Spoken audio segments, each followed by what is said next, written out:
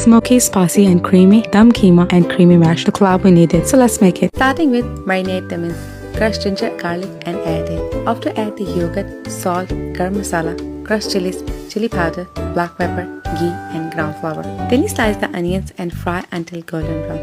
Take out on a paper towel and air dry for 15 minutes until crispy. Add the fried onions and mix well. Give smoke of live charcoal for 5 minutes and then leave to marinate for around 2 hours. Heat up the oil in a wok and add the tomato puree and cook until darker in color.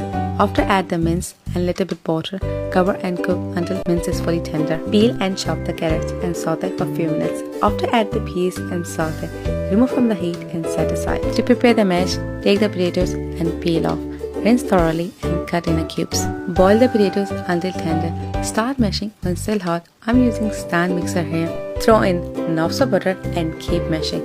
After add the generous amount of cheddar cheese, warm milk and egg yolks.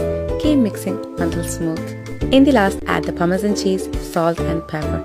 Meanwhile, before assembling, preheat the oven at 200 Celsius. Transfer the meat to a deep baking dish. Add the layer of veggies, scoop mashed potatoes, sprinkle Parmesan cheese and bake for 20-25 minutes. And it's ready to serve.